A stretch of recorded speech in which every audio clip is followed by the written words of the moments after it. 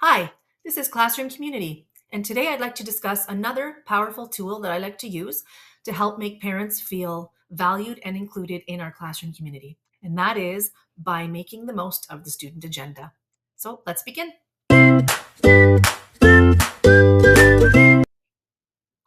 In my school district, for as far back as I can remember, students are provided with an agenda at the beginning of each school year, essentially a planner.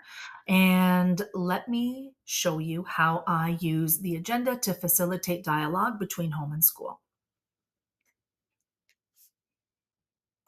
So, from the very first day of school, I have a routine that I establish in my classroom, and that is that I project this slide onto the Promethean board about 15 minutes before the dismissal bell. And essentially, it's just a Canva graphic, a free Canva graphic that I inserted into a Google slide. And then I added a couple of tables here. And so this is essentially meant to mimic the student agenda, the right hand side.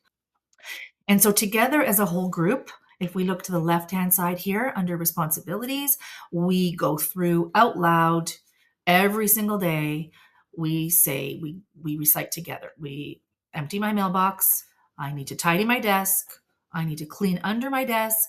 I need to stack my chair and I need to open my agenda. And all of these things need to happen within this 2-minute time frame. So I have this YouTube video here that's from Rainbow Timers that I'm going to link in the description, which is a really great, first of all, 2 minutes seems to be the ideal amount of time for students to be occupied working on end of day responsibilities and getting themselves ready for dismissal. And also, I really like this video because it's has increments, so it'll do like a countdown incrementally. So it'll say 1 minute left, 30 seconds left, 10 seconds left, 5, 4, 3, 2, 1, time's up. So it really helps the students to stay on task and gives them a bit of a scaffold in terms of how much time that they have left in order to be ready. So I mostly taught grade 3, and primary students really require, even if they've done it the year before, I find it's really good to just model for the first week or so of school how to write in the agenda, and then really to go around and make sure that each student really understands how that needs to look. So oftentimes I'll choose a student's agenda if I find that there's a student that really has a handle on this, and I'll slide it under the doc camera, and so that the other students can see what an organized and well, how can I say, an organized and a well displayed agenda looks like.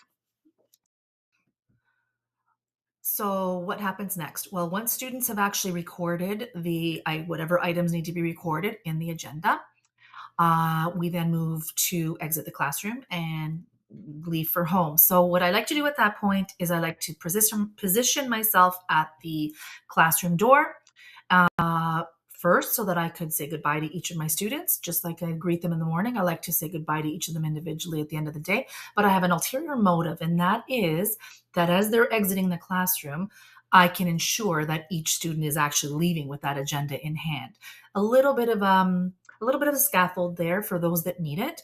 Good for all, but necessary for some, but good for all, because then that becomes now their responsibility to go home, have that signed by a parent, and return the next morning. And then the morning routine is pretty simple.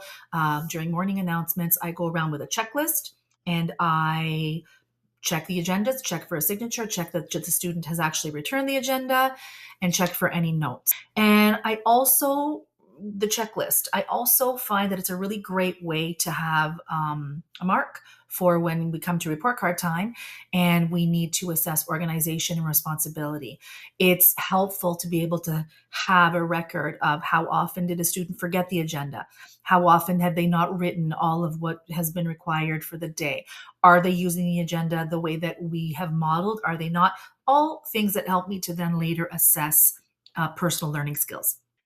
So, how does this routine facilitate communication with parents?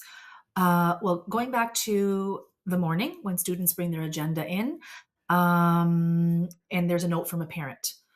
What do? I take the agenda, I put it aside until I have the first opportunity to be able to look at it, to be able to determine the follow up. So, I really do my very best to respond to parent notes same day.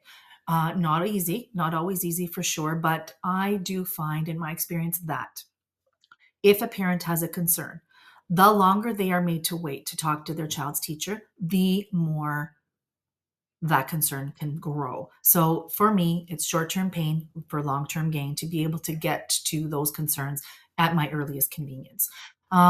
Regarding how I communicate this routine to parents. So this I sign, you sign, meet the teacher night, that first few weeks of school when the parents come in, I like to have a slide in my presentation to communicate this routine to parents so that everybody is on the same page as to what the expectation is.